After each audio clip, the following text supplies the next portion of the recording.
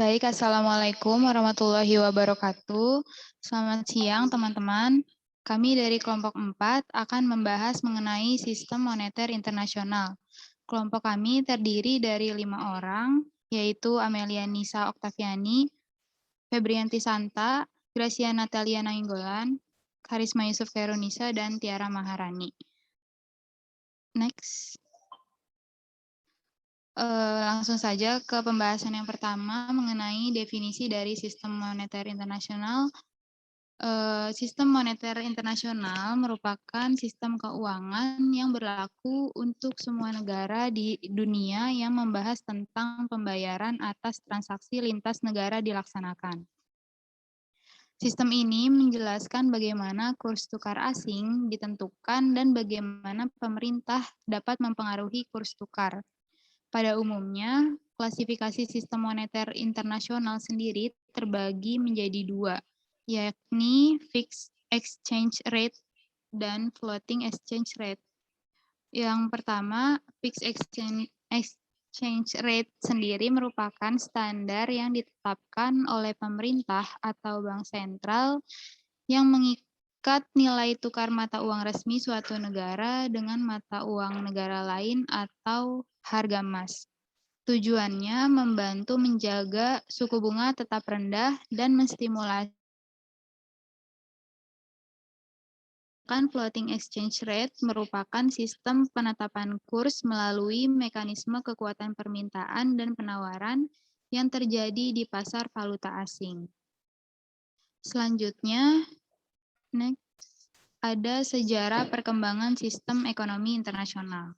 Secara umum, terdapat 4 periodisasi utama sejarah perkembangan sistem moneter internasional, yakni ketika masa standar emas klasik, periode interwar atau periode Perang Dunia, masa Bretton Woods System, dan era post-Bretton Woods System.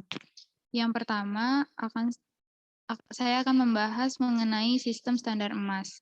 Sistem ini muncul pertama kali pada abad ke-18 yang diberlakukan pertama kali oleh Britania Raya pada tahun 1819, di mana pencetakan uang yang berlebihan oleh pemerintah pada akhirnya menghasilkan inflasi yang mempengaruhi stabilitas dan reputasi negara yang bersangkutan di dalam sistem moneter internasional. Hal inilah yang menjadi penyebab kemunculan sistem standar emas atau classical gold standard. Dalam sistem ini, emas menjadi dasar bagi nilai tukar mata uang suatu negara di dalam perdagangan internasional. Pada dasarnya, pemberlakuan standar emas ini membuat negara yang menganutnya harus menentukan harga emas dalam mata uangnya, serta siap untuk membeli atau menjual emas pada tingkat harga yang telah ditetapkan. Oleh karenanya, bank-bank sentral negara yang menetapkan sistem ini kemudian harus memiliki cadangan emas yang sesuai dengan jumlah uang yang dicetaknya.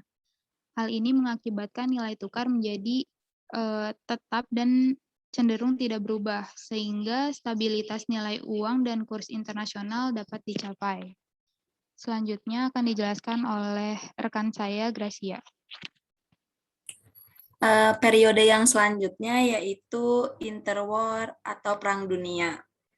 Meletusnya Perang Dunia Pertama dan Kedua menjadi awal kejatuhan sistem standar emas klasik ini. Karena kedua perang tersebut menimbulkan kekacauan dalam sistem moneter global dan negara-negara di dunia mengalami berbagai macam keruntuhan atau keterpurukan ekonomi yang disebabkan oleh masalah hyperinflasi, nilai tukar yang fluktuatif, serta kebijakan devaluasi. Periode yang dikenal sebagai periode interwar ini berupaya untuk mengembalikan sistem moneter internasional ke dalam bentuk standar emas. Akan tetapi, berbagai permasalahan di atas membuat sistem standar emas menjadi kurang relevan karena ketergantungan akan emas terus berkurang dan diperparah dengan kemunculan Great Depression di tahun 1929 yang berimbas pada kejahatan negara pemegang order sistem moneter pada waktu itu.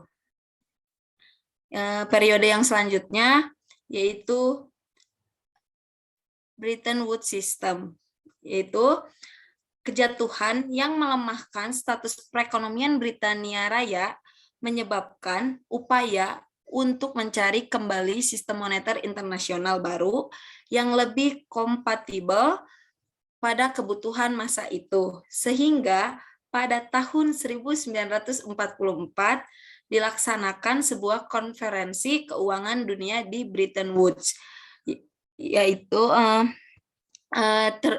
terdiri dari 44 negara termasuk Inggris dan Amerika Serikat. Konferensi ini menghasilkan sebuah sistem tukar baru yang dikenal sebagai sistem Bretton Woods yang menyatakan bahwa nilai tukar yang awalnya didasarkan pada standar emas kemudian bergeser pada dolar Amerika. Periode yang selanjutnya yaitu periode post-Bretton Woods System. Keruntuhan sistem Bretton Woods ini kemudian menandai berakhirnya era fixed exchange rate dan memulai era baru yaitu floating exchange rate atau juga dikenal sebagai post-Bretton Woods System, di mana nilai tukar mata uang dunia disesuaikan dengan mekanisme pasar, yakni tingkat supply dan demand. Pada awalnya, sistem floating ini dianggap sebagai salah satu sistem moneter dan finansial global yang lebih aman dan fair karena diasumsikan tidak terlalu mengancam perekonomian makro negara-negara dalam sistem internasional. Akan tetapi, dalam perjalanannya, sistem ini kemudian menghasilkan sebuah sistem moneter dan finansial global yang penuh dengan ketidakpastian atau uncertainty dan spekulasi-spekulasi dalam pasar uang dunia. Selanjutnya akan dilanjutkan oleh rekan saya.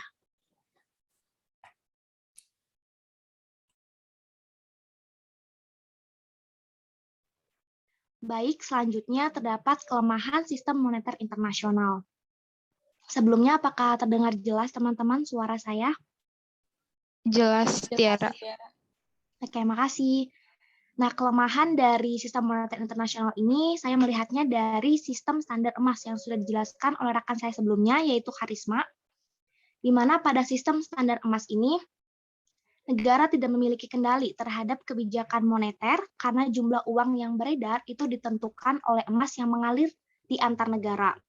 Kemudian kebijakan moneter di dunia pun menjadi sangat tergantung pada produksi emas, sehingga mengakibatkan terjadinya deflasi pada saat produksi emas ini menurun dan inflasi pada saat produksi emas di dunia meningkat. Sehingga kondisi tersebut membuat sistem standar emas ini menjadi lebih menguntungkan untuk negara yang mampu menghasilkan emas lebih banyak dibandingkan dengan negara yang kurang mampu gitu ya, atau tidak memiliki sumber emas yang banyak. Selain itu, biaya standar emas juga sangat tinggi sehingga tidak dapat melayani transaksi yang nilainya kecil. Kemudian, ketika sistem moneter internasional dikaitkan dengan emas, yang pada akhirnya menyebabkan saling ketergantungan di antara sistem mata uang.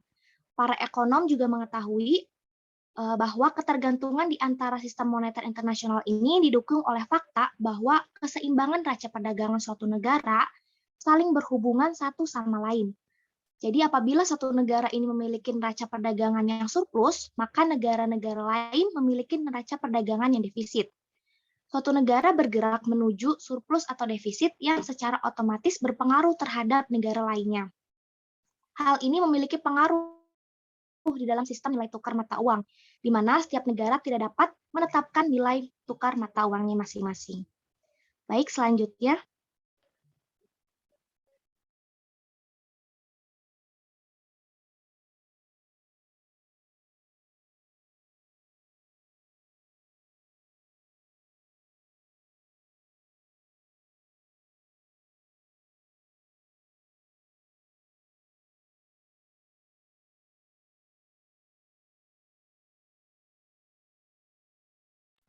Halo Amel,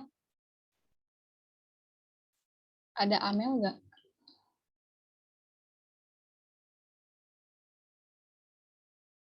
Nggak ada, Feb. Boleh, ini bagiannya Amel. Kenapa terputus?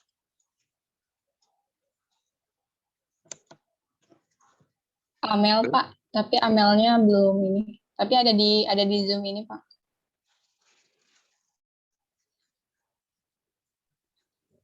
Baik, materi selanjutnya yang akan saya sampaikan yaitu mengenai krisis moneter.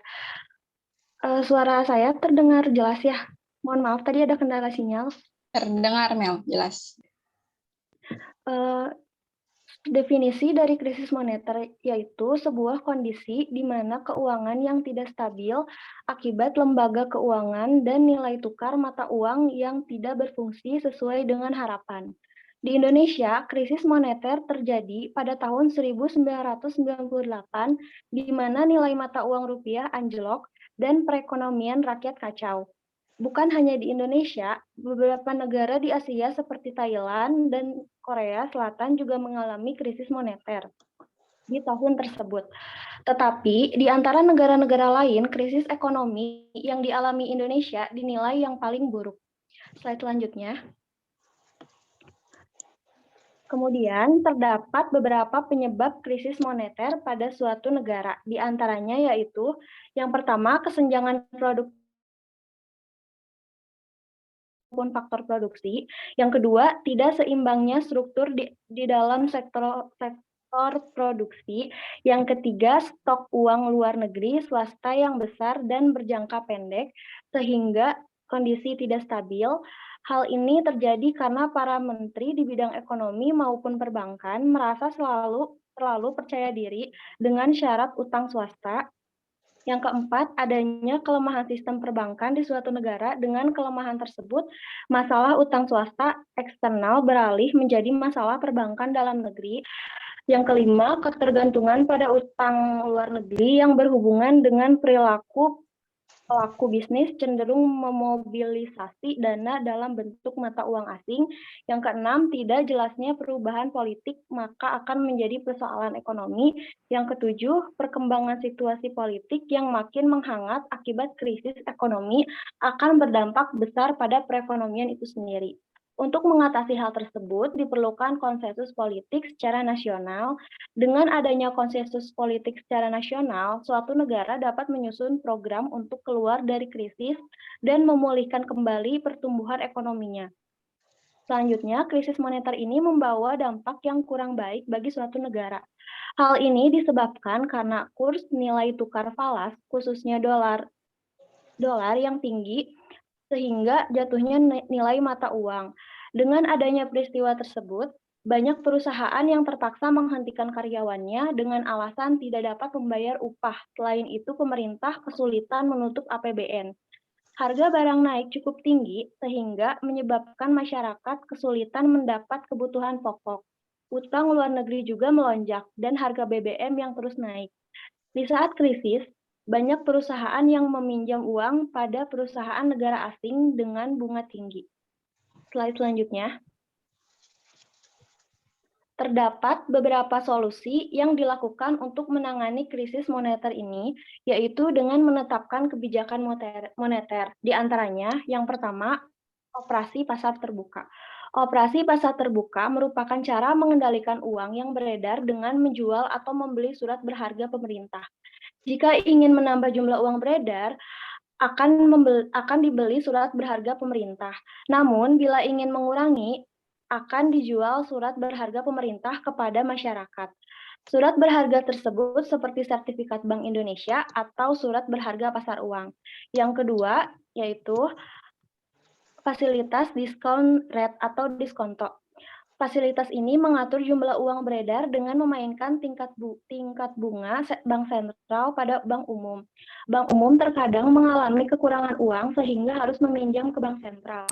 Untuk membuat jumlah uang bertambah, pemerintah menurunkan tingkat bunga bank sentral atau sebaliknya agar uang yang beredar berkurang. Yang ketiga, rasio cadangan wajib, yaitu mengatur jumlah dana cadangan perbankan yang harus disimpan oleh pemerintah. Untuk menambah jumlah uang, pemerintah menurunkan rasio cadangan wajib. Sedangkan untuk menurunkan jumlah uang beredar, pemerintah menaikkan rasio. Yang terakhir yaitu imbauan moral. Imbauan tersebut diberikan untuk mengatur uang yang beredar kepada pelaku ekonomi. Misalnya seperti mengimbau perbankan pemberi kredit untuk waspada dalam mengeluarkan kredit, karena hal tersebut bisa menekan jumlah uang yang beredar. Sekian materi yang saya sampaikan. Materi selanjutnya mengenai krisis global akan disampaikan oleh rekan saya. Baik, suara saya terdengar ya teman-teman. Ya, jadi untuk krisis ekonomi global ini terjadi pada tahun 2008 yang bermula pada krisis ekonomi Amerika Serikat yang kemudian menyebar ke negara lain di seluruh dunia, termasuk Indonesia. Nah, mungkin teman-teman sebagian besar udah tahu ya ceritanya seperti apa, kronologinya. Dan mungkin secara garis besar, jadi krisis di 2008 ini pada dasarnya dipicu oleh kredit KPR di Amerika yang membengkak sangat besar. Dan banyak masyarakat di Amerika kurang ajar ya. Amerika tidak sanggup untuk membayar tagihan KPR mereka.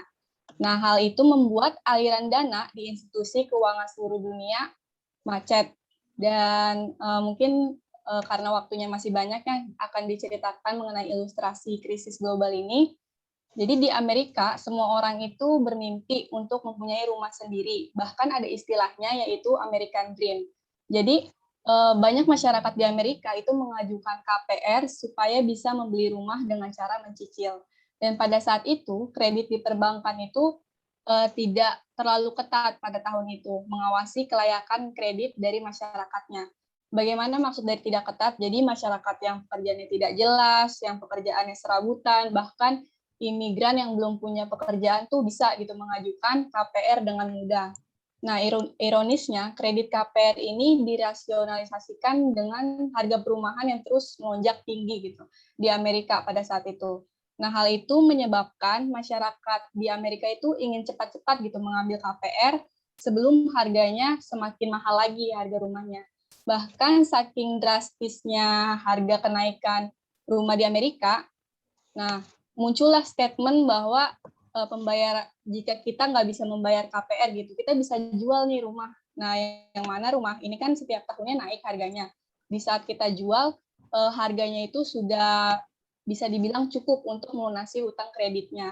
Nah, dengan logika seperti itu, jadi banyak masyarakat ingin membeli rumah dengan sistem KPR, termasuk dari golongan masyarakat yang seharusnya belum layak untuk dapetin hak kredit. Nah, ditambah lagi, kenaikan harga rumah di Amerika itu dianggap oleh masyarakatnya akan terjadi terus-menerus. Nah, hal itu menjaminkan surat utang kredit rumah sebagai bagian dari portofolio investasi yang kemudian dijual ke nasabah retail. Nah, karena masyarakat membeli gitu ya, banyak yang membeli sehingga pasar keuangan di Amerika itu banyak oleh surat kredit KPR ini. Nah, dengan harga rumah yang terus naik, sehingga banyak investor itu berminat untuk menginvestasikan dananya dengan jaminan utang kredit. Nah, seperti itu. Nah, belum lagi resiko kredit macet di Amerika ini dijaminkan oleh banyak institusi asuransi, bahkan dijamin juga oleh negara Amerika.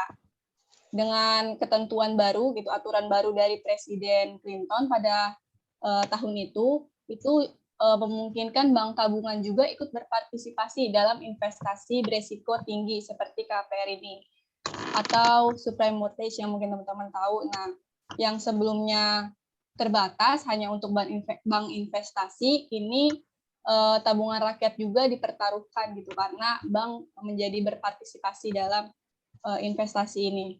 Nah, dari kronologi tadi mungkin teman-teman udah tahu ya masalahnya akan seperti apa. Nah, jadi banyak utang kredit yang nggak sanggup dilunasi, khususnya dari golongan masyarakat yang belum layak untuk mengajukan kredit. Nah, karena kreditnya semakin banyak, industri kredit utangnya semakin banyak yang tidak bisa dilunaskan. Nah, industri perbankan di Amerika mengalami krisis likuiditas dengan status jutaan utang kredit yang macet. Nah, kenapa kok banyak gitu ya kredit macetnya? Nah, seperti yang tadi sudah dijelaskan, itu karena banyak masyarakat yang belum layak mengajukan kredit tersebut. Dan pada saat itu juga akhirnya terjadi peningkatan suku bunga KPR, sehingga cicilan masyarakat menjadi meningkat gitu. Mungkin yang tadinya 200 karena suku bunganya naik jadi lebih banyak. Dan pada saat itu diiringi juga dengan menurunnya harga rumah-rumah tersebut gitu. Jadi masyarakat mungkin bimbang ya, di mana cicilannya masih naik, tapi harga rumahnya menjadi turun gitu, tidak meningkat lagi. Jadi banyak masyarakat yang tidak melanjutkan cicilannya, dan alasan lainnya juga karena memang mereka tidak mampu gitu, karena cicilannya semakin meningkat. Nah, hal ini berdampak secara sistematik kepada hancurnya produk-produk investasi seperti reksadana yang isinya adalah jaminan utang kredit KPR. Nah, belum lagi tadi yang sudah dijelaskan, banyak perusahaan asuransi itu menjamin gitu untuk kredit macet ini, sehingga banyak perusahaan asuransi tidak sanggup untuk menanggung klaim asuransi yang bertumpuk gitu, melampaui kemampuan likuiditasnya. Nah, akhirnya semua kekacauan di industri keuangan ini berdampak pada kepanikan para investor di bursa saham, yang akhirnya mereka menarik semua dana mereka sampai menyebabkan kejatuhan harga saham di seluruh dunia, termasuk Indonesia. Next. Nah, Indonesia itu kan merupakan negara yang masih Nah, dengan adanya krisis global ini, para investor asing menarik dananya dari Indonesia, yang menyebabkan jatuhnya nilai mata uang rupiah. Banyak perusahaan di Indonesia jadi tidak berdaya, dan pada akhirnya negara yang harus menanggung hutang perbankan dan perusahaan swasta. Nah, masalah ini pada tahun itu sudah dipikirkan oleh banyak pakar ekonomi. Pakar ekonomi dari fakultas ekonomi yang bergabung dalam organisasi Kagama, keluarga alumni Universitas Gadjah Mada yang diketuai oleh ekonom terkemuka yaitu Profesor Dr. Jafari Sairin MA, itu menghasilkan beberapa rumusan untuk mengatasi krisis global pada saat itu. Antara lain, yang pertama itu melakukan penyusunan APBN 2009 dengan prioritas untuk membangun infrastruktur dalam program padat karya. Yang kedua, di bidang pertanian diambil langkah untuk mengarahkan petani miskin dan pengangguran untuk mendapatkan lahan produktif sebagai modal untuk meningkatkan taraf hidup serta membatalkan rencana pemberlakuan pajak terhadap produk-produk pertanian. Yang ketiga, untuk bidang ekonomi makro diturunkan suku bunga dan melonggarkan likuiditas untuk menggerakkan sektor real serta memberikan insentif pajak bagi industri yang mempunyai basis penyerapan tenaga kerja yang besar. Yang keempat, pemerintah disarankan secara serius mengelola resiko ekonomi dan fiskal, di samping melakukan penguatan pada sektor UMKM dan kewirausahaan. Dan yang terakhir, pemerintah harus lebih fokus pada pembangunan ekonomi domestik untuk lebih mandiri dan melakukan revitalisasi industri dengan prioritas pada sumber daya industri dan pembangunan infrastruktur. Sekian materi yang dapat saya sampaikan. Boleh dilanjutkan oleh Risma.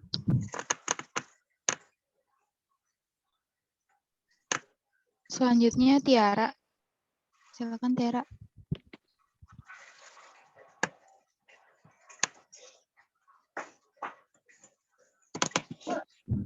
Baik, selanjutnya ini sistem moneter internasional yang baik harus mampu memberikan yang pertama ada likuiditas, di mana harus dapat menyediakan cadangan moneter yang cukup untuk perekonomian dunia, sehingga perdagangan internasional ini dan investasi bisa bertumbuh gitu ya. Yang kedua, ada penyesuaian, di mana sistem moneter internasional ini harus dapat menyediakan mekanisme efektif untuk mengembalikan keseimbangan pembayaran kapanpun ketika menghadapi masa sulit untuk negara-negara yang menghadapi masa sulit. Kemudian yang ketiga ada keyakinan. Nah, keyakinan ini di mana sistem moneter internasional harus dapat memberikan perlindungan untuk mencegah krisis kepercayaan. Di mana sering gitu ya ujung-ujungnya mengakibatkan situasi panic selling atau pemindahan alokasi aset ke aset lain atas dasar kepanikan. Selanjutnya, baik, mungkin sekian presentasi wabarakatuh.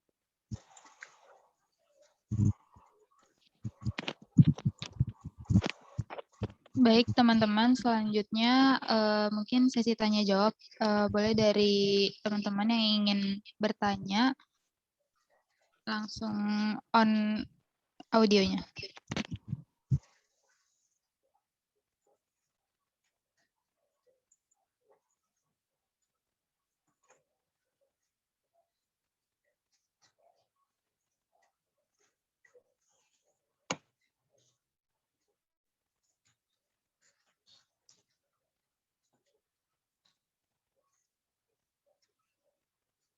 Izin bertanya, Risma.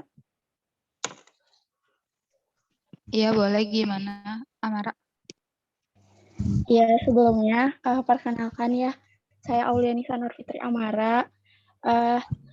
Tadi kan kelompok kalian udah menjelaskan gitu ya mengenai krisis moneter dan juga dampak yang terjadi gitu ya ketika terjadi krisis moneter itu kurang baik gitu bagi negara yang tertimpa krisis dan juga banyak dampak negatif gitu yang timbul dari adanya krisis moneter karena krisis moneter dapat mengganggu kesejahteraan masyarakat. Terus tadi itu kelompok kalian menawarkan 4 solusi gitu ya terkait krisis moneter.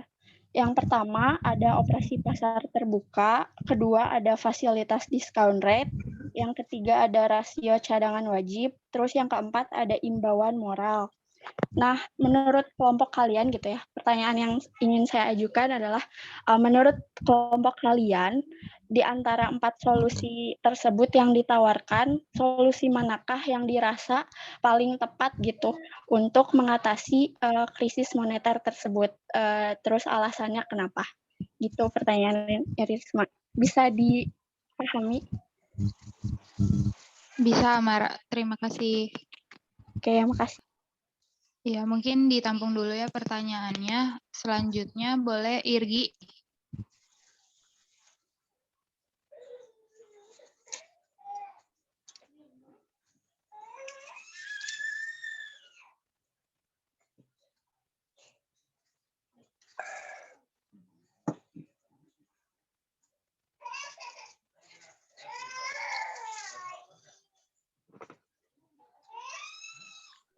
Mungkin Irginya lagi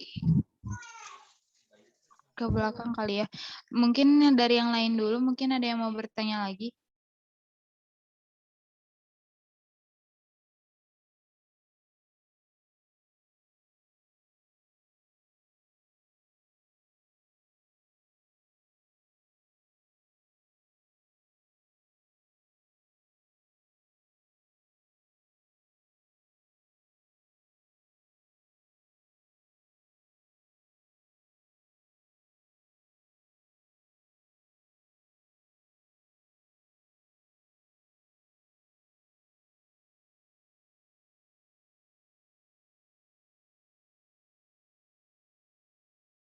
Boleh bertanya?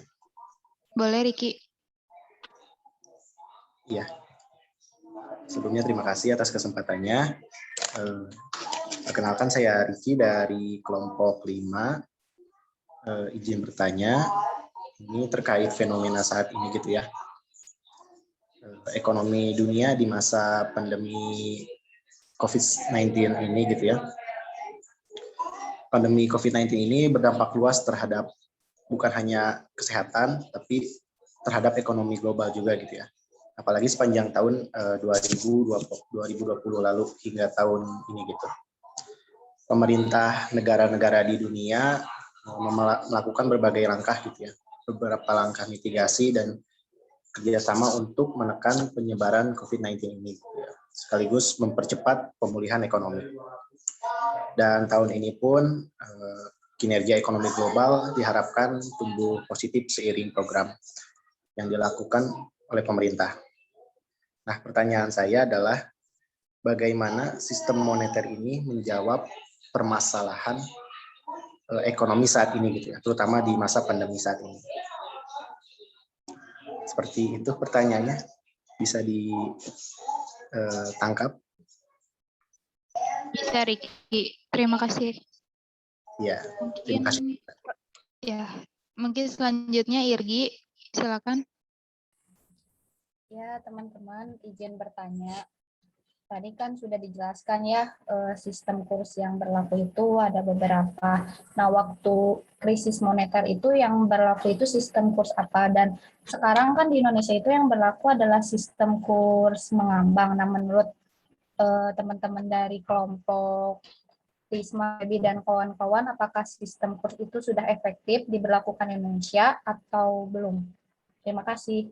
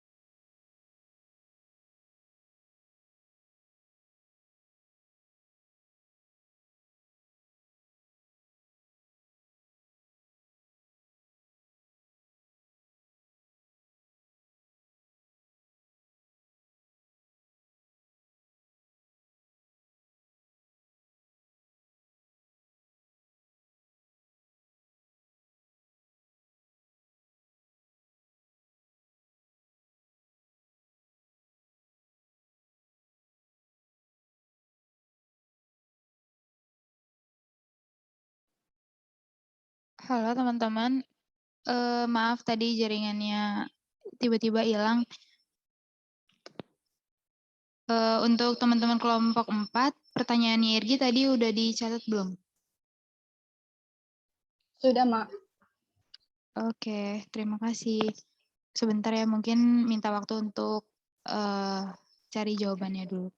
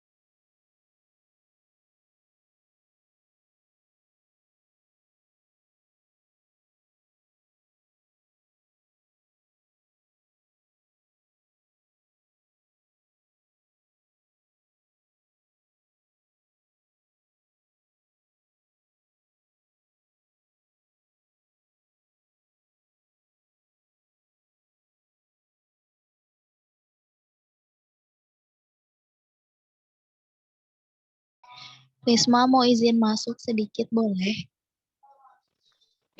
Boleh, Kak. Ya, jadi mau sedikit coba jawab dari pertanyaannya Irgi tentang apakah kurs mengambang di Indonesia itu udah efektif atau belum. Nah, jadi sebetulnya kan seperti yang kelompok sampaikan, kalau kurs mengambang itu kan termasuk ke dalam kurs yang bebas. Nah, kurs mengambang ini kan ada dua tuh, ada kurs mengambang terkendali dan juga ada kurs mengambang bebas. Nah, untuk informasi, ternyata Indonesia tuh pernah menganut sistem kurs mengambang terkendali.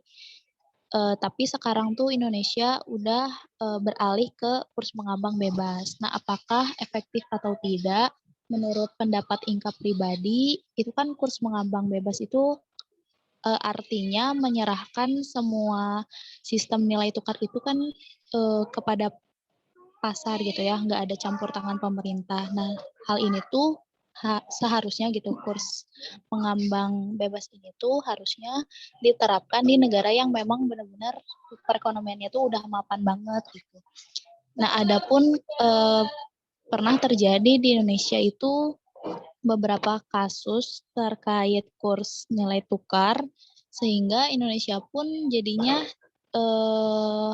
mengemukakan bahwa nilai tukar Indonesia tuh diterapkan oleh pemerintah. Jadi kayak Indonesia tuh bilang kalau yang diterapkan di Indonesia tuh kurs mengambang bebas, tapi nggak betul-betul 100% gitu, karena masih ada campur tangan dari pemerintah. Karena Indonesia ternyata perekonomiannya belum semapan dan semampu itu untuk menyerahkan semuanya ke pasar. Jadi kalau menurut Inka pribadi, di luar pasti ada pertimbangan dari pihak-pihak yang berwenang gitu, kenapa kita menggunakan kurs mengambang bebas, ya menurut Inka belum seefektif itu. Mungkin teman-teman yang lain boleh nambahin.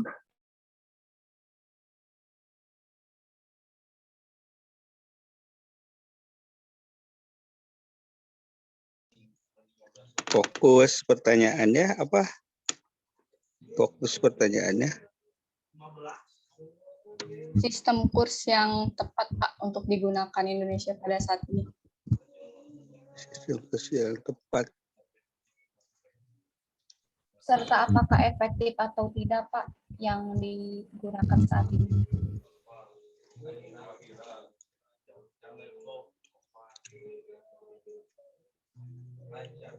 Ini whiteboard-nya udah ada? Sudah, Pak. Ada, Pak. Ya, jadi kan Indonesia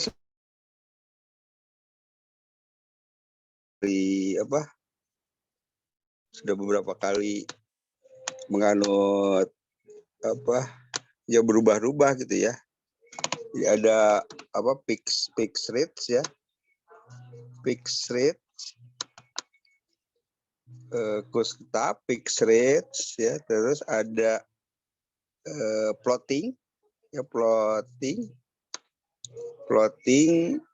manage, floating terkendali manage, kemudian ada pre-float ya, pre-floating ya. Nah, ini jadi ada fixed rate, ada floating dengan di manage ya, terkendali. Kemudian ada pre-float ya. Nah, jadi ini tiga sistem ini sudah pernah dilaksanakan oleh Indonesia gitu ya. Nah, dari tiga ini sebenarnya ya ada kelebihan, ada kekurangan ya. Saya juga nggak tahu nih kalau yang paling tepat yang mana ya. Tapi yang jelas yang paling tepat itu yang sesuai dengan kondisi dan situasi yang berkembang saat ini gitu ya. Kalau fixed rate kan sebenarnya bagus karena stabil ya. Kalau fixed rate itu kan nanti nilainya itu segini aja gitu ya. Di sini aja misalnya berapa? 625. Ini kalau nggak salah era fixed rate itu didevaluasi 1983 kalau nggak salah ya. Kalau nggak salah benar berarti. Di 1983 ini berakhir fixed rate ya. Jadi adanya devaluasi itu ya karena ada fixed rate ya. Devaluasi itu fixed rate. Jadi setelah floating itu baik manage maupun free tidak ada lagi devaluasi ya karena naik turunnya kurs itu diserahkan ke pasar gitu ya, diserahkan ke pasar. Ini naik turun gitu diserahkan ke pasar gitu ya. Nah bedanya apa sih bedanya manage sama free ya? Apa bedanya manage terkendali sama free ya? Nah bedanya itu kalau terkendali itu tetap masih ada campur tangan bank sentral ya. Jadi ini ada apa? Berarti ada tertingginya berapa, terendahnya berapa, tertinggi berapa, terendah berapa. Nah ini berusaha untuk dilakukan diintervensi ya. Jadi manage itu terkendali itu ketika ada. Jadi plot boleh naik turun gitu ya. Ini kan naik turun, naik gitu ya. Dikendalikan ya oleh intervensi ya oleh bank sentral yang namanya band intervention ya, band intervention. Band intervention itu gini, kalau misalnya ini naik terlalu tinggi naik, nanti ada intervensi ya, ada intervensi turun lagi gitu ya. Turun lagi. Kalau turun, nah nanti ada mungkin ada pembelian, naik lagi, ada intervensi ya. Turun, jadi turun naik ini ada intervensi sehingga fluktuasinya tidak terlalu tinggi gitu ya. Mungkin berfluktuasi tapi tidak terlalu tinggi. Ya karena ada band intervention ya. Kalau nggak salah band intervention itu antara 2 sampai 3% gitu ya. Jadi kalau naik atau turun sekitar 2-3% pasti ada intervensi ya. Ada intervensi beli atau jual. Kalau misalnya rupiah melemah ya berarti dolar kuat ya. Rupiah melemah, dolar kuat, berarti kan kekurangan dolar, nah, berarti ada intervensi dari Bank Indonesia itu dalam bentuk falas gitu ya. Tapi kalau misalnya rupiah kalau ada itu kalau kekurangan dolar berarti ada intervensi. Kalau kelebihan dolar berarti ada pembelian oleh bank sentral ya sehingga fluktuasinya tidak terlalu naik terlalu tinggi ya. Nah ini batasnya itu 2 sampai 3% ya baru ada intervensi ya. Jadi meskipun plot ya tapi tidak free plot ya, tidak benar-benar diserahkan ke pasar tapi ada intervensi dari bank sentral ya. Nah, apa yang terjadi di 98 ketika terjadi krisis moneter? Nah, itu kan banyak perusahaan-perusahaan terutama perusahaan swasta yang punya utang ya dan utangnya itu jatuh tempo di akhir 98 gitu ya di sekitar bulan 10 ya 9 sampai 12 tahun 98 ya. Jadi di sini banyak utang jatuh tempo di sini. Ya di antara September, Oktober, mulai Juli, Agustus, September pokoknya di akhir 98 itu banyak utang-utang yang jatuh tempo ya dan perusahaan-perusahaan itu tidak melakukan hedging ya. Ada yang tahu nggak hedging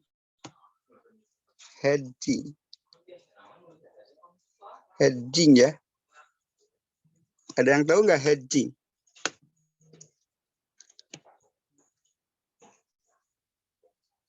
Karisma tahu hedging?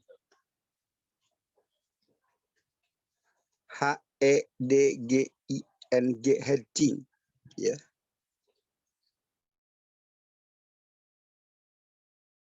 Lagi untuk itu Pak, melindungi dana trading bukan Pak? Ya, betul sih, betul ya. Itu lindung nilai, hedging itu lindung nilai ya, melindungi ya seperti asuransi sebenarnya ya, seperti asuransi, cuma ini lindung nilainya lindung nilai terhadap falas ya, lindung nilai terhadap falas. Jadi ini produk derivatif ya. Kalau di pasar modal itu ada yang option ya. Jadi option itu hak beli hak jual ya. Nah sama hedging juga, jadi hedging itu transaksi falas tapi tidak dilakukan spot ya. Jadi tidak dilakukan pada saat ini ya, atau pada saat kita memerlukan falas ya. Jadi misalnya Dena mau pergi ke Amerika bulan Desember ya. Dena mau pergi ke Amerika bulan Desember, butuh uang sekitar $10.000 Amerika ya. Nah, pembeliannya tidak dilakukan saat ini. Sekarang kan tanggal 5 Oktober ya.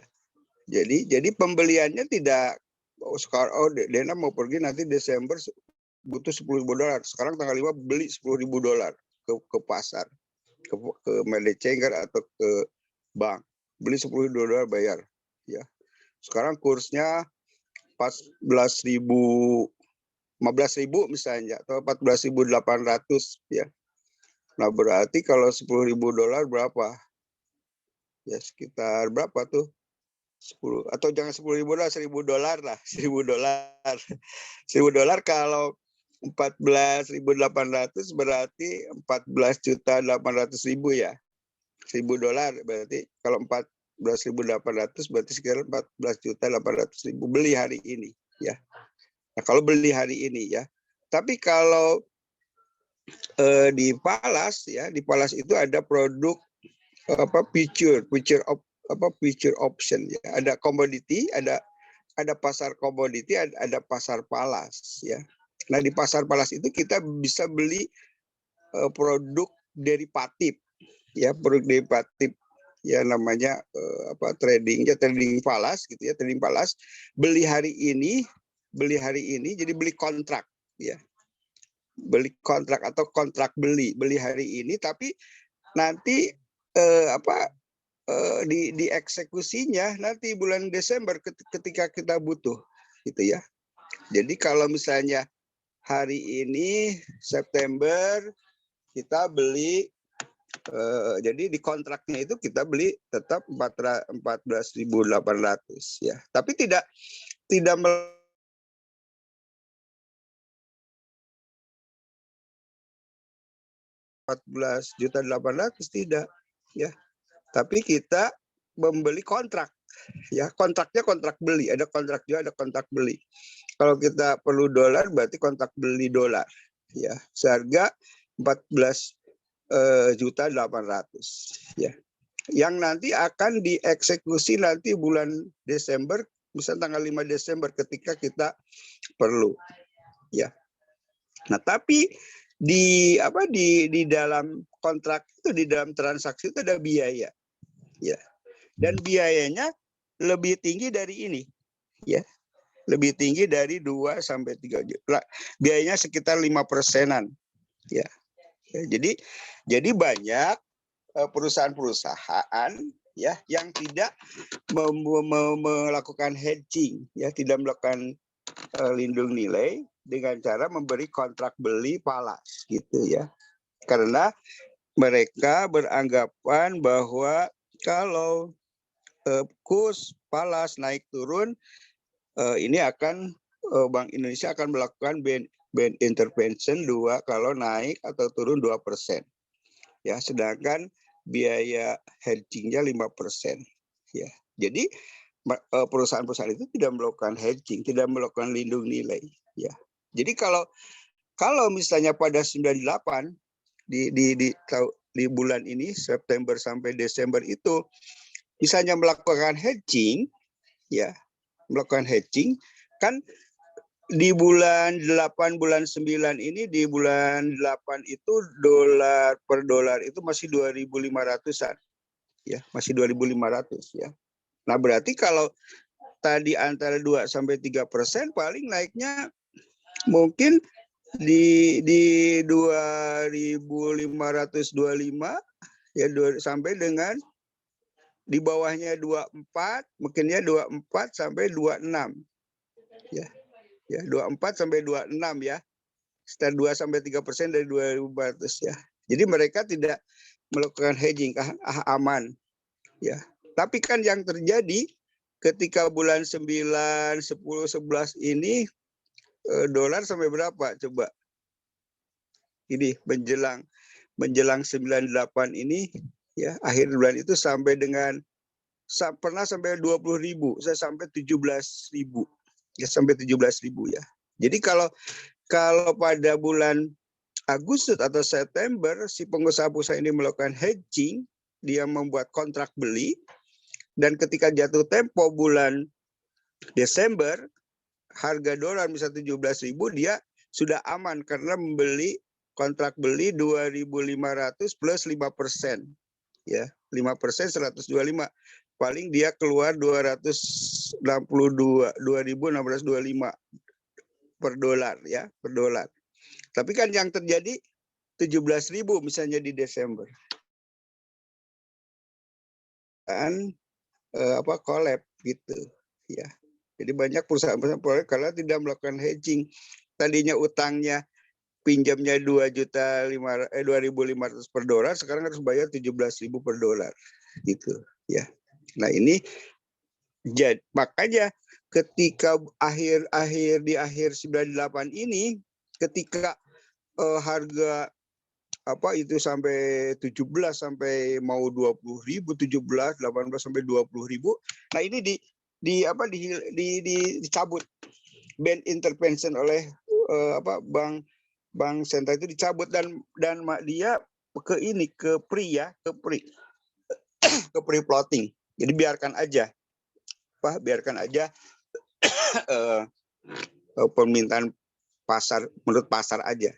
Dan betul waktu itu turun dari 17 turun sampai 15 sampai 14 sampai 12 sampai tahun 2011 itu pernah sampai 8.500 turun ya, sampai 8.500. Setelah 2012 ya naik lagi sih ya sampai sekarang di 14.000 lebih gitu ya. Jadi itu yang terjadi ya, yang idenya jadi seolah-olah ini si ininya ketika ini kan ini ya. Nah, ada ban intervention kan berusaha dikendalikan tadi ya. Nah, ketika di akhir 98 naik tinggi ya. Nah, ini langsung dilepas ban interventionnya, langsung diinikan ke permintaan pasar, dan ini langsung turun gitu ya, langsung turun sampai dengan di 2011 itu sampai 8.500 ya. Nah, setelah ini naik lagi gitu ya. Nah, itu yang terjadi di akhir 98 sampai awal akhir 99 gitu ya. Jadi tadi kalau pakai kebijakan moneter yang SBI open market itu kan jual beli SBI ya, sertifikat Bank Indonesia, kemudian ada ada diskon rate. Kalau itu sebenarnya kebijakan itu tidak langsung berhubungan dengan dengan valuta asing ya, paling dengan jumlah uang beredar rupiah ya, dengan jumlah uang beredar cash ratio, giro wajib minimum juga dengan uang beredar. Jadi paling dengan kebijakan moneter itu banyak terkaitnya dengan jumlah rupiahnya gitu ya. Tapi kalau dengan falasnya kan itu harus dengan nanti surplus neraca pembayaran ya. Jadi kenapa misalnya waktu itu kita kan sebenarnya pulih ya dari kondisi 98 itu sulit pulih, sulit naiknya itu dibandingkan dengan Singapura, Malaysia, Thailand, Korea itu setahun itu udah pada pulih kembali sudah. Nah, Indonesia itu kayaknya lebih terpuruk gitu ya. Terpuruk ya. Jatuhnya itu waktu itu kan sampai pertumbuhan sampai minus 13 ya. Pertumbuhan ekonominya sampai 13, inflasinya sampai 75%. Ya, jadi sangat parah sekali ya. Jadi kepulihnya itu agak sulit ya. Jadi kalau hanya dari kebijakan moneter enggak, tapi tadi dari PALAS ya. Ternyata yang mungkin lebih tidak banyak biaya. Jadi Indonesia itu mengeluarkan beban yang sangat besar ya untuk menutup kerugian akibat krisis moneter ya. Nah, bebannya itu sekarang masih ada sebenarnya di APBN ya, karena waktu itu kan Indonesia untuk menutup kerugian krisis moneter kan banyak menerbitkan obligasi ya. Dan sekarang masih ada tuh bebannya ya, beban utang, cicilan cicilan pokoknya, utangnya ke IMF masih ada ya, dari bekas, terutama yang obligasi. Ya, kalau utang-utang mungkin sudah terbayar, tapi obligasi ya itu masih banyak ya beban bunganya. Ya, termasuk ini pokok obligasinya ya. Ketika jatuh tempo misalnya harus dibayar ya. Nah, itu yang terjadi. Nah, tadi dikaitkan dengan sistem ya. Jadi sampai sekarang kalau mungkin dianggap efektif ya, yang pre-plot ini dianggap efektif karena sampai saat ini kan kita tidak, bank sentral juga tidak melakukan perubahan, tetap menggunakan pre-plot ya, sesuai dengan ini mekanisme pasar ya, permintaan dan penawaran PALAS sebenarnya ini ya. Jadi bagaimana pasar akan mengendalikan jumlah PALAS, kemudian kurs PALAS gitu ya. Nah, coba di akhir-akhir ini ya, di periode perekonomian sekarang mungkin 5-10 tahun ke belakang ini banyak jadi kenapa? Jadi beban utang itu sebenarnya tidak hanya untuk membiayai infrastruktur ya, termasuk untuk membackup PALAS ini ya. Jadi kalau misalnya tidak di backup oleh PALAS, oleh pinjaman dalam bentuk valuta asing, mungkin rupiah tidak 14.000 ya, mungkin sudah 20.000, sudah 17.000, 18.000 gitu. Tapi kita banyak pinjam dan salah satunya untuk menutup devisa ini ya, untuk menutup valuta asing, kekurangan valuta asing, kebutuhan valuta asing yang harusnya dibentuk dari ekspor, sebenarnya dari ekspor. Tapi karena ekspornya juga saja, lihat nanti yang membahas neraca pembayaran ya, itu Indonesia itu defisit mungkin dalam 10 triliun defisit terus ya, bisa dilihat defisit terus. Jadi kenapa rupiah tidak kuat, tidak menguat sampai 10.000 ya, sampai 9.000 ya, karena kalau lihat neraca pembayarannya juga defisit terus ya, dan defisit ini dibayar salah satunya oleh pinjaman luar negeri ya, dalam bentuk valuta asing ya. Gitu aja mungkin ya. Kalau ditanya yang efektif mana, sejauh ini pemerintah masih menggunakan pre-plot ya, plot pasar, jadi mekanisme pasar, dan itu ya dianggap yang efektif sampai saat ini ya, dibandingkan dengan Mendes, dibandingkan dengan fixed rate ya. Nah, gitu saja, mungkin tambahannya silakan dilanjutkan, Karisma.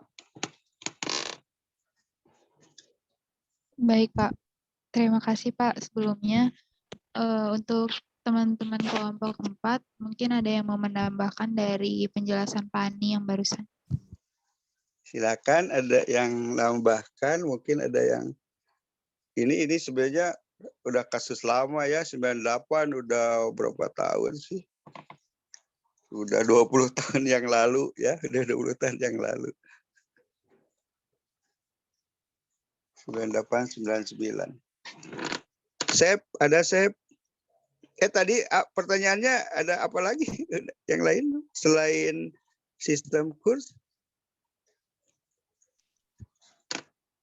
Selain sistem kurs itu ada ini Pak, bagaimana sistem moneter di Indonesia menjawab permasalahan perekonomian di masa pandemi.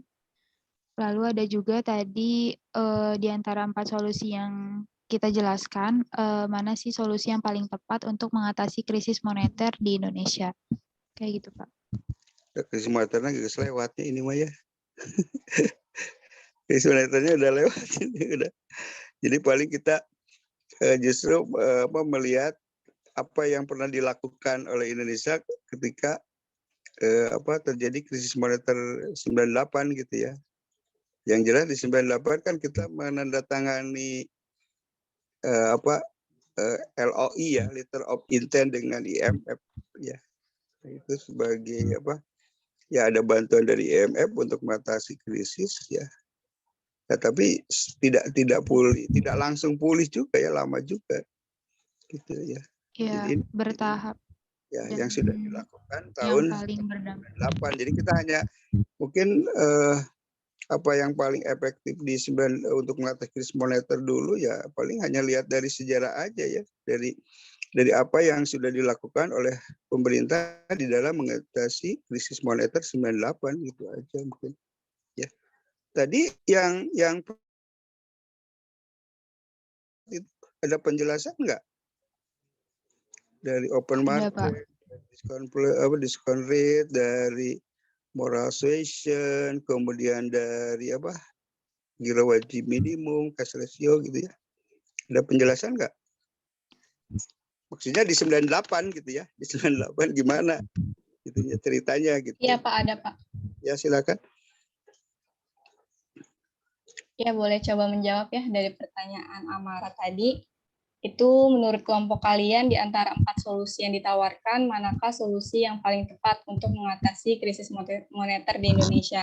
Nah, tadi yang sudah dijelaskan oleh teman kami, Amel ya, ada 4 solusi, ada operasi pasar terbuka, fasilitas diskon rate, rasio cadangan wajib, dan imbauan moral. Nah, kalau ditanya yang terbaik yang mana, seperti yang kita tahu dari keempat solusi ini, poin pentingnya yaitu mengendalikan uang yang beredar. Jadi 4 solusi ini tuh tujuannya cuma satu gitu, untuk mengendalikan uang yang beredar. Hanya sistemnya saja yang berbeda. Contohnya dari operasi pasar terbuka itu mengendalikannya dengan cara membeli atau menjual surat berharga. Nah, kalau untuk yang diskon rate itu mengendalikannya dengan memainkan tingkat bunga. Nah, untuk yang rasio cadangan wajib itu mengendalikannya dengan memainkan jumlah dana cadangan perbankan. Dan yang keempat itu, solusi yang keempat ada imbauan moral itu mengendalikan dengan membatasi para yang ingin meminjam kredit gitu. Nah, jadi kalau ditanya yang terbaik yang mana, sebenarnya tujuan dari keempatnya ini sama, hanya untuk mengendalikan uang yang beredar. Jadi empat-empatnya itu tepat. Mungkin kalau ditanya yang lebih tepat yang mana, mungkin yang memainkan suku tingkat bunga gitu, karena kan jangkauannya lebih luas gitu ya. Kalau memainkan tingkat suku bunga itu tidak hanya di dalam perbankannya, tapi berpengaruh juga dari masyarakatnya juga, yang jadinya mengurangi investasi atau yang lain-lainnya, yang lebih luas gitu jangkauannya. Kalau yang fasilitas diskon rate, kalau contohnya seperti cadangan wajib itu kan mungkin hanya bisa dilakukan oleh perbankan. Jadi kalau yang paling tepat mungkin di fasilitas diskon rate. Cuman dari keempat solusi yang tadi tujuannya sama untuk mengendalikan uang beredar.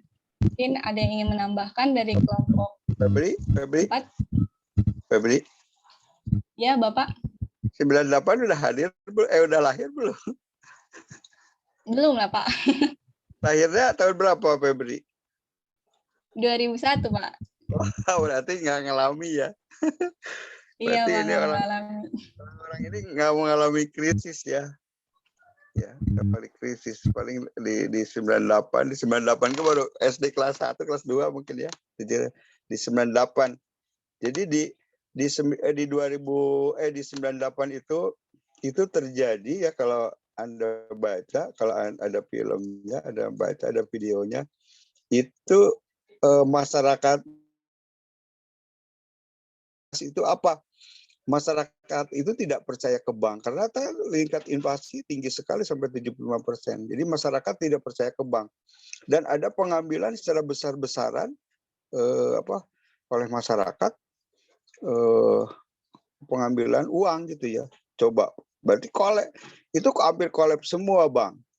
Ya karena bank itu kan banyak ditopang oleh dana pihak ketiga dari nasabah. Bank itu kan uangnya dari nasabah, ketika nasabahnya mengambil uangnya kan babak belur banknya gitu ya. Nah makanya waktu itu trust kepercayaan masyarakat terhadap bank itu sangat rendah, jatuh ya. Jadi masyarakat sudah tidak percaya ke bank, nggak mau minjam ke bank, nggak mau nabung, nggak mau apa ya. Coba bayangkan kalau masyarakat sudah tidak percaya ke bank, coba pegawai bank mau apa gitu ya.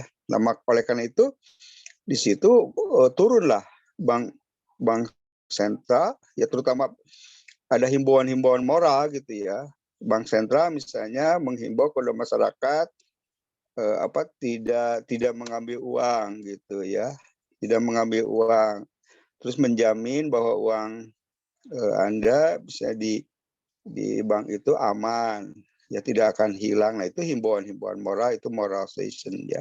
Nah kemudian pemerintah juga ini ada ini dulu kalau Anda sudah ada 98 itu kayak baligo, kalau dulu mah bukan baligo, kayak spanduk, belum usum baligo mah ada mahal berenya. Dulu mah spanduk ya, spanduk kayak dari dari kain atau dari plastik, dari kain banyaknya, kemudian di sablon. Nah kemudian di situ ada bunyi bahwa pemerintah menjamin 100% uang masyarakat yang ada di bank. Nah sampai begitu ya, itu moralization yang diitukan oleh pemerintah, tapi bukan bank sentral ya. Kalau bank sentral mungkin ada himbauan-himbauan untuk lebih percaya lagi ke bank, uang dijamin tidak akan hilang. Nah, tapi kalau pemerintah langsung membuat spanduk dan di situ pemerintah menjamin uang masyarakat yang ada di bank gitu ya, tidak akan hilang, sampai pakai spanduk gitu ya.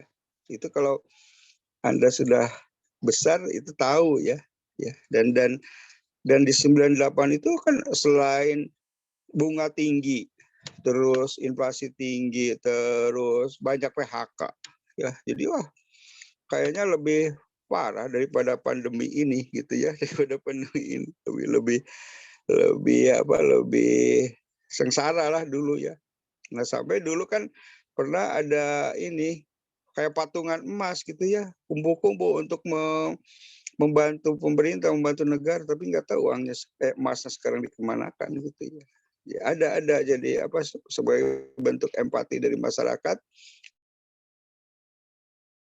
kemudian diberikan kepada pemerintah untuk menanggulangi krisis itu ya. Tapi catatannya nggak tahu, saya juga walau alam kemana tuh dulu uang yang dikumpulkan itu ya. Nah itu saja sebagai catatan kejadian di 98 ya. Dan itu kan kejatuhan rejim ya, kejatuhan rejim Soeharto yang sudah berkuasa sampai 32 tahun gitu ya. Jadi kalau 32 tahun bisa jatuh, apalagi yang baru 5 tahun 6 tahun ya bisa jatuh juga ya oleh kekuatan mahasiswa ya. Jadi kalau Anda ini saya pernah di 98 itu kuliah itu, misalnya kuliah mana Jamal nggak ada, mana Karisma nggak ada, lagi demo Pak, senang gitu ya, lagi demo, terus kemana si Titin ketangkap Pak, senang gitu, ketangkap di Jakarta Pak gitu ya, lagi kuliah itu gitu. Jadi ini ya dosen sih nggak bisa, nggak boleh demo ya nggak bisa ya, silakan aja itu. Kalau mahasiswa udah dewasa silakan aja, yang penting mah nggak ketangkap polisi aja gitu ya. Nah itu cerita di balik krisis 98, wah banyak suka dukanya gitu ya.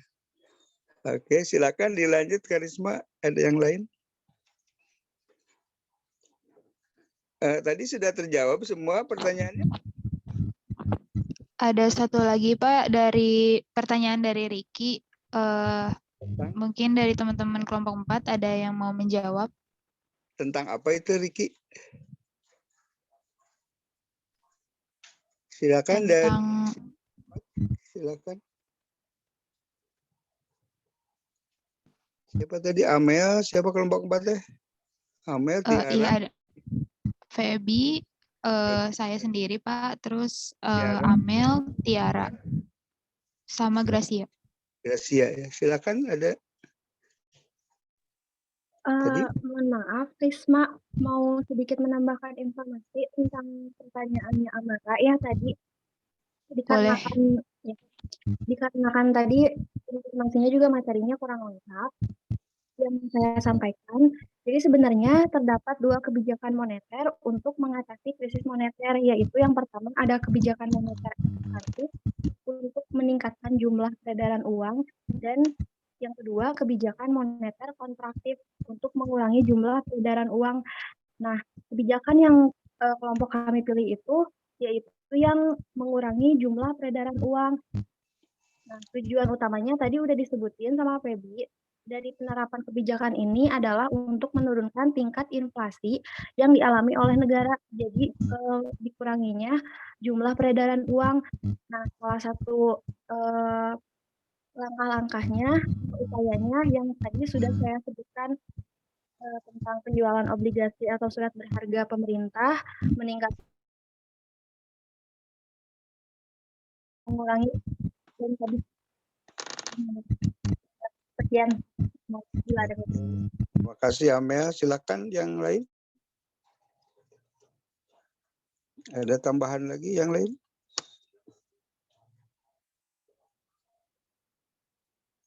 Gracia, dari Gracia nggak ada?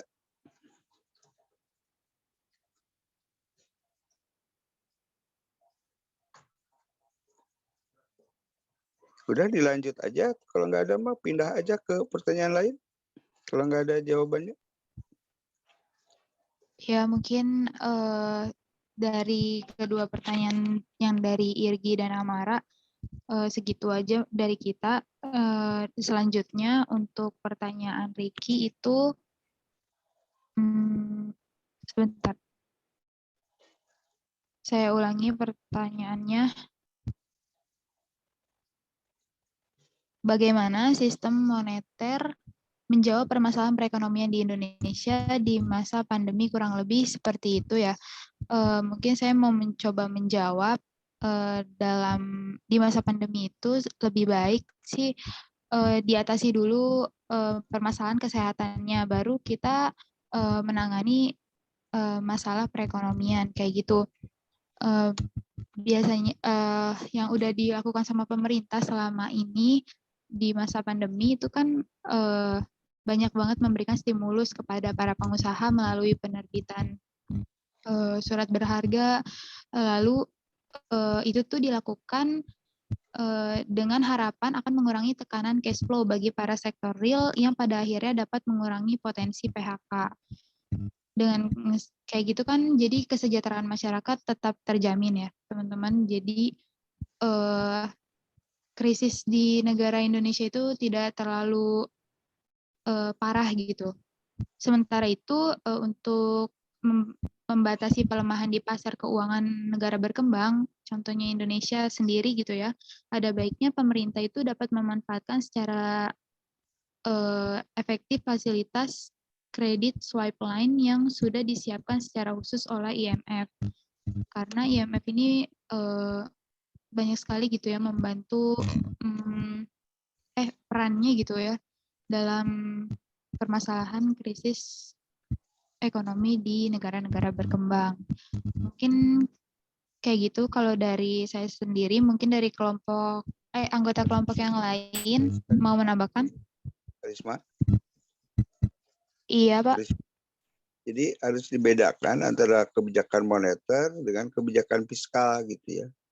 Nah, yang dilakukan kalau kebijakan di kesehatan ya gitu-gitu mah bukan moneter itu. Kalau moneter itu terkait tadi dengan 4 instrumen itu ya. Nah, yang dilakukan di masa pandemi itu kan Bank Sentral menurunkan BI rate ya sampai dengan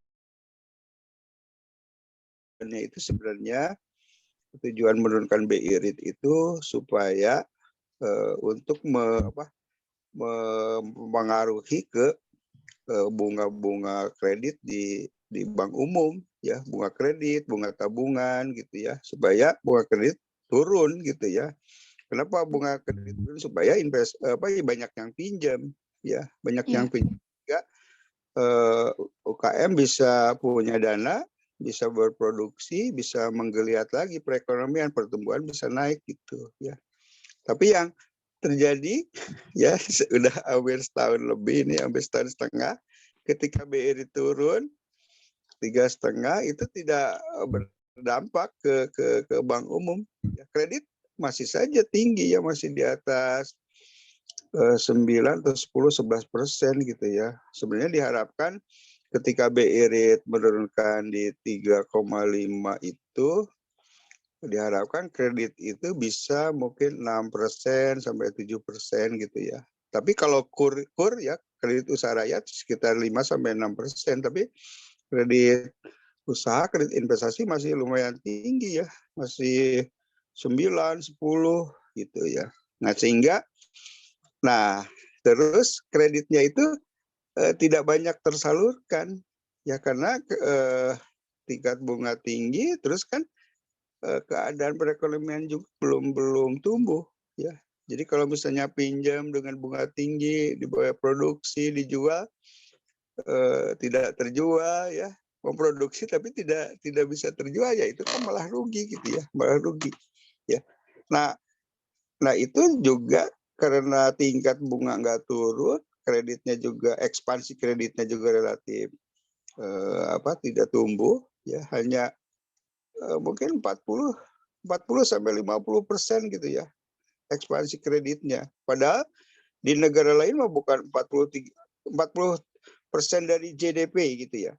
Di negara lain mah ekspansi kreditnya 200%, 150% dari GDP di Indonesia nggak, 50 saja nggak nyampe ya. Sehingga ini akan menekan juga ke GDP, ke pertumbuhan gitu ya, ke pertumbuhan ya. Nah, itu yang dilakukan di sektor moneter gitu ya. Nah, yang di sektor fiskal itu banyak diberikan stimulus-stimulus pajak ya, keringanan pajak, penangguhan pembayaran pajak gitu ya. Kemudian ada beberapa yang dibebaskan ya, misalnya untuk mengembang ini ya, supaya industri otomotif tidak terpuruk ya, misalnya dibebaskan pajaknya ya untuk beberapa jenis mobil yang mungkin di bawah 1000 cc, yang mobil-mobil dengan cc kecil dibebaskan pajaknya ya. Itu tujuannya supaya sektor otomotif juga tetap berkembang ya, karena kalau sudah terpuruk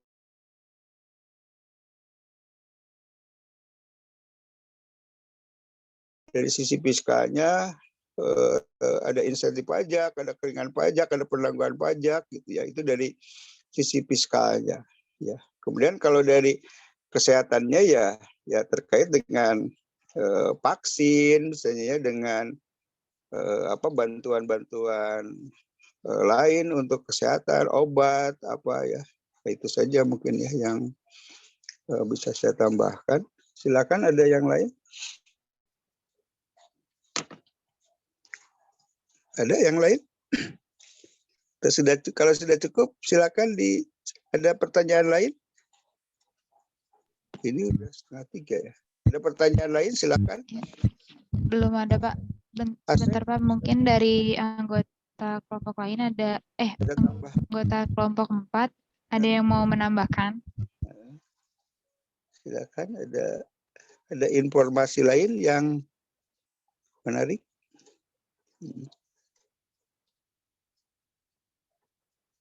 Ini kejadian udah lama ya, udah 22 tahun yang lalu, udah lebih tua dari Anda sih ya, lebih tua dari umur Anda. Asep, Asep muncul, mana sih Asep? Asep? Ada Pak, hadir Pak. Gimana Asep? Kabarnya Asep? Gimana Pak? Asep masih di Bandung? Masih Pak. Oh, Sugan teh. Sugan teh luar kota. Enggak, masih di Bandung. Oh, masih di Bandung. Bapak, Parik gimana Parik? Di Bandung, Pak. Masih di Bandung. Ya. Gimana Karisma? Ada pertanyaan lain? Bapak, Tidak. Tiara, Iya, silakan. boleh Iya, Tiara Pak. mau menambahkan, Pak. mau menambahkan Pak. Jadi di sini ada Bank Indonesia ya untuk menjaga inflasi dan untuk mendorong perekonomian di tengah pandemi gitu. Ya, Nah, silakan. BI ini sejak awal pandemi COVID-19 gitu ya, pada triwulan pertama tahun 2020, Bank Indonesia ini sudah 3 kali gitu menurunkan suku bunga dengan acuannya itu BI 7 day repo rate atau BI 7 DRR. Nah, tercatat pada bulan Februari tahun 2020 itu BI menurunkan yang dari sebelumnya itu sebesar 5% gitu ya menjadi 4,75%. Nah, kemudian juga pada bulan Maret 2020 BI ini kembali menurunkannya menjadi 4,50% gitu ya, yang bertahan sampai bulan Mei 2020. Kemudian diturunkan kembali sama BI ini pada bulan Juli itu sebesar 4,25%. Jadi yang tadinya 4,50% menjadi 4,25% pada bulan Juni gitu. Dan terakhir itu diturunkan kembali pada bulan Juli tahun 2020 itu sebesar 4%. Nah, keputusan tersebut itu konsisten gitu ya dengan perakiraan inflasi yang tetap rendah, terus stabilitas eksternal yang terjaga dan sebagai langkah gitu.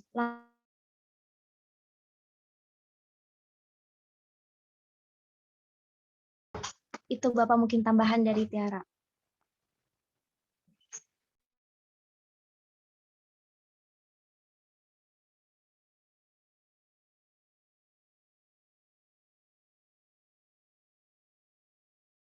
Iya, untuk Bapak dan teman-teman mungkin segitu tambahan dari Tiara dan seluruh pertanyaan sudah terjawab.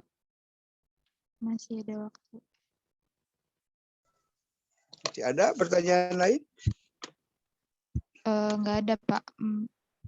Jadi kalau yang tadi saya pertanyaannya jadi begini, kenapa BI sudah menurunkan bunganya BI rate tapi tidak berdampak ke penurunan bunga kredit gitu ya. Kemudian tidak berdampak ke ekspansi kredit oleh Bank Umum ke UKM ya, sehingga sektor real nggak banyak bergerak ya, sehingga pertumbuhan juga nggak banyak bergerak ya. Jadi kemarin ada berita, Sepnya ada berita kalau nggak salah katanya pertumbuhan ekonomi Indonesia 7% gitu ya. 7% di mana Sepnya? Ada data Sep? Saya belum update ini. Coba ada berita bahwa ekonomi Indonesia katanya tumbuh 7% gitu. Pernah baca nggak, Sep? Belum, Pak. Belum. Ya itu. Ya. Cuman ekonom kemarin langsung kumpul 7% di mana gitu. 7% gimana? Kemarin kan kita sudah krisis ya, deflasi, krisis 2020 itu. Kemudian tumbuh 2%, 3%, 4% gitu ya. Tahu-tahu ada berita katanya naik 7%. Padahal kalau dilihat selama periode dari 2014 ya 2013 sampai dengan 2020 itu belum pernah di atas 5%, yang paling 5,02, 5,01, nggak pernah sampai 5,1 aja belum pernah ya. Jadi tahu-tahu kemarin ada berita kata Indonesia tumbuh 7%, ya teman nggak tahu dari mana gitu ya. Saya juga sedang mencari ini data ceritanya gimana sih 7% gitu ya. Tapi Pak, kalau tidak salah memang ada penjelasannya Pak. Informasi Dena. Iya. Gimana Dena? Jadi kalau misalkan yang kemarin itu kalau tidak salah 7% pertumbuhan dari triwulan sebelumnya. Jadi kalau untuk total pertumbuhan ekonomi nasionalnya mah tetap di minus aja sih Pak. Maksudnya triwulan berapa sampai triwulan berapa? Yang 7%? Jadi kan di triwulan kedua sekian begitu, pas triwulan ketiga itu naik pertumbuhan ekonominya 7%. Pas gitu. Triwulan yang akhir 2020? Bukan, yang kemarin pas muncul berita yang ini di pertengahan 2021. Oh. Jadi kayak ada yang tumbuh dicuplik seolah-olah besar, padahal kalau dijumlahkan setahun wah masih negatif gitu ya. Negatif gitu Pak kalau setahun mah. Ya makanya itu mah trik. Pertumbuhan triwulan. Iya, trik supaya kelihatan tumbuh, padahal kalau dijumlahkan enggak. Kayak gini, Anda ujian misalnya tugasnya 30, tugasnya 30%, tugasnya 70, persentase 75, UTS-nya 90, UAS-nya 30. Nah, nu dilaporkan yang UTS-nya 90 aja. UAS-nya 30, kalau dirata-ratakan kayaknya 60 gitu ya, atau hanya 50. Iya. Jadi diambil yang besarnya gitu ya, kemudian dilaporkan. Nah, makanya waktu itu ekonom juga pada kumpul. Ini 7% dari mana, datanya dari mana gitu. Saya juga bingung dari mana ngitungnya. Ngitungnya dari, kan kalau inflasi, kalau itu kan ada year on year gitu ya, ada ada bulanan, ada triwulanan gitu ya. Jadi inflasi itu ada misalnya inflasi bulan Januari, bulanan Februari, atau triwulanan Januari sampai Januari sampai April, sampai Maret, April misalnya. Ada juga tahunan itu bisa Januari 2020 sampai Januari 2021 bisa gitu ya. Jadi tahunan itu bisa dari Januari ke Desember, atau tahunan antar bulan ya, dari April 20 sampai April 21. Nah, itu juga tahunan bisa gitu. Nah, saya curiga diambil yang besarnya mana dilaporkan besar gitu ya. Nah, itu di triwulan 1 ya. Iya. Iya. Oke, saya ngerti, saya paham ya gitu. Caranya mungkin begitu. Ya. Oke, terima kasih Dena. Dari Parik, ada Parik? Tidak ada Pak, soalnya saya juga baru baca barusan ya. Mungkin itu mah media saja biar membesar-besarkan saja Pak optimisme ekonomi Indonesia. Ya, nggak ada lagi Dapa, nggak ada pertanyaan Dapa.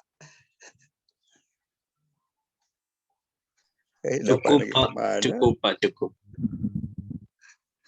Ya jadi saya juga nggak bisa semua baca ya. Saya makanya suka update dari mahasiswa. Saya juga nggak. Jadi kalau di kelas juga saya nggak semuanya tahu gitu ya. Jadi ya salah satunya ya minta informasi dari Anda semua. Kan ini ada 40. Yang bacanya 40 orang, lebih bagus dari saya hanya baca sendiri gitu ya. Jadi ya, diskusi ini ya membuka wawasan untuk Anda, untuk saya juga gitu ya. Dan ada ketika bisa ada kajian, ada penjelasan, itu saya suka cari datanya mana, kenapa begitu gitu ya. Nah, mudah-mudahan dengan diskusi ini bisa ada jawabannya, bisa terpecahkan ya di ruang kuliah ini gitu ya. Itu nggak ada beritanya, siapa? Sidik, Muhammad Sidik. Saya kemarin Pak. Kalau kalau nggak salah di daftar kontrak publik internasional dia masuk ya. 2019 kan ya, sekelas Pari kan? Iya. Betul Pak, di kelas ini. Jadi di kontrak kredit di publik ada, kalau nggak salah di internasional juga ada dia ngontrak gitu ya. Nanti sekali-kali saya undang suruh menjelaskan di sini ekonomi di sana gitu ya. Diundang di ekonomi internasional nih, ada mas student dari Amerika gitu ya, suruh bicara di sini gitu ya. Ada yang bisa dihubungi Pak Arik? Terakhir udah 3 mingguan sama saya Pak dihubungi, ya katanya ya biasa aja gitu, perkuliahan di sana ya normal aja kan udah offline. Kalau di Boston itu Pak katanya di sana. Boro-boro di Boston, itu juga di Cina, di India juga sudah, di Inggris juga sudah offline ya. Iya, ya gitu saja ya. Kalau nggak ada pertanyaan, diakhiri saja, silahkan ditutup aja Karisma. Iya Pak, baik. Ya terima kasih ya teman-teman kepada yang sudah berpartisipasi, memberikan pertanyaan, dan ikut diskusi pada hari ini. Mungkin cukup sekian dari kelompok 4. Kurang lebihnya mohon maaf. Wassalamualaikum warahmatullahi wabarakatuh. Waalaikumsalam. Assalamualaikum warahmatullahi wabarakatuh. Yang sudah presentasi, yang mudah-mudahan. Oh ya, ada tugas itu masih terus berjalan ya, tugas kasus ya.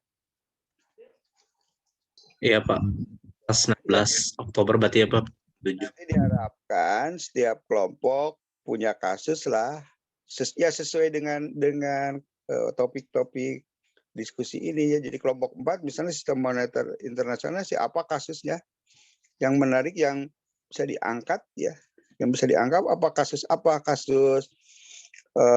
di fixed rate, mungkin di floating, di floating atau di standar moneter ya, silakan bebas mau yang mana aja ya.